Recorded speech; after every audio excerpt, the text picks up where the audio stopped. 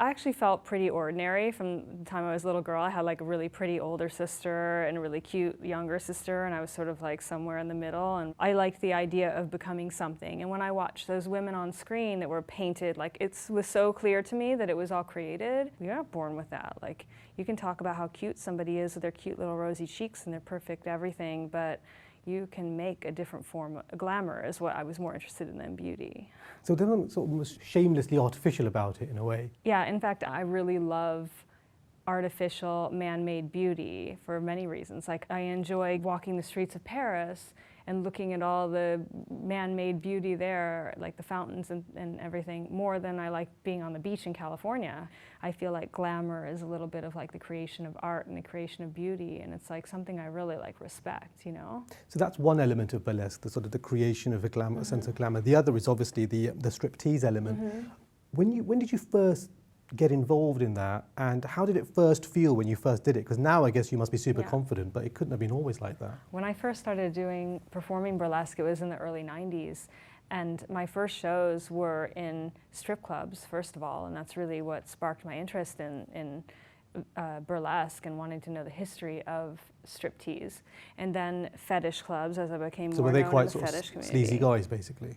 No, I have to say that most of my, like, people that would come to see me, in fact, I still know a lot of people. Like, I wouldn't get a $1 bill from every guy in the room. I would get one $20 bill from one guy. And so those were the guys, and now more lately it's turned out to be more of a female audience. It's really interesting because I remember very vividly, I did this event at Harrods and pulled up in a carriage and everything, and I was so overwhelmed because there were thousands of people outside and a massive line for my book signing, and it was all women, almost all women, and it's sort of like a moment where I was like, wow. It's a different kind of responsibility, and it made me really start thinking more about what burlesque means to people and what I mean to my fans. Like, it's not just about ogling like naked girls. Like, burlesque is really like a powerful message of like self-creation and showing people another form of beauty and how to create glamour. And so I think I'm really happy that a lot of like women got that message from what I was doing. Do you think there's a secret language amongst women that's different from the way that men read it? Definitely. I felt like there was a lot of times where I was with men in my life that didn't want me to be this way, and so I always felt like intimidated by it, or?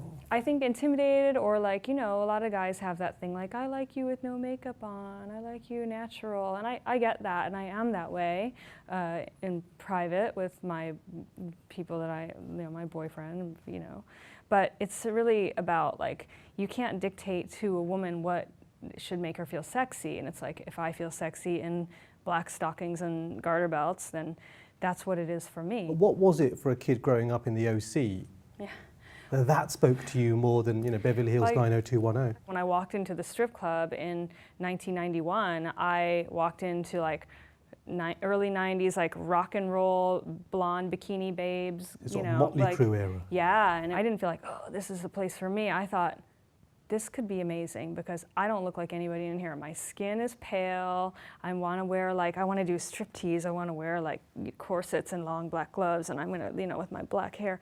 And I just felt like I could capitalize on something because I'm different. And that entrepreneurial branding part of you, was that there right at the beginning? Because nowadays, obviously, you're as much a brand as anything else. Kind of. I mean, I think I just wanted to be professional and successful and you know, I always looked at it like, this is my time, I'm just doing this, like, this is my 15 minutes, I'm gonna look back on these days when I was 22 and I was a fetish model, I'm gonna have the pictures and I'm gonna hide them from my kids. Like, I really thought it was like some little thing I was just doing for fun, and I didn't know it was gonna be like this, you know. I didn't have any intention of that, although I liked with each little triumph, with each little victory, like, you know, being like in the Playboy book of lingerie, I was like, wow, that's cool. What can I do next? You know, being on the cover of Playboy was a little like, whoa, I can't believe you know, it was a little like those little things pushed me to like, what can I do next? And so that's where I am now. It's like I want to keep like one-upping myself, and because I'm really shocked that burlesque has come into the mainstream and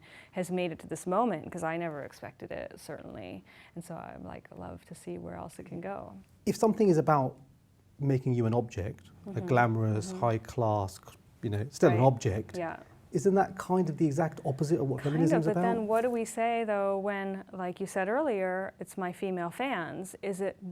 How does that equate then? Like, isn't you're a sexual object for men or whatever, and that's like anti-feminist. But what do you do when it's the women that are coming to buy the tickets of the show? Then how does that become anti-feminist? Like, it's a really complicated argument then when you get into it, no? It is, but you could argue that that's because women are thinking that the best way to get ahead is by turning themselves into sexual objects. You think so? I don't know. Well, first of all, let's talk about the last taboo that we're going to be liberated from as women. Like, one of the things we are not allowed to do is to surrender and be like, I just want to be a sex object right now. Like, honestly, like, my wildest sex fantasies have nothing to do with men asking about like what I think about a famous book that I just read, okay? I'm just saying, it's a little bit of like one of the last things that we can liberate ourselves is to be sexually free too, and at the same time we can have it all, you know, is what I'm saying. So, and also, you know, when it comes down to it, when people really grill me about the anti-feminist thing, like I want to keep something alive. Like, how boring is the world going to be if we have to make everything politically correct? Any kind of censorship, it makes you have to find new ways to get around it. It's like the whole idea of the pasties and nipple covers, that comes from like, you can't show your nipples. Okay, so let's make these beautiful, jeweled, tassel-y, gorgeous things that we can like shake around and it becomes even naughtier, you know? Is burlesque just a fancy word for stripper then? Yes. And you don't run away from that term? I love the word stripper. Gypsy loved the word stripper. My goal is to change people's minds about what it is to be a stripper, and I enjoy calling myself a stripper. So are you on a one-woman mission to corrupt America, is this it?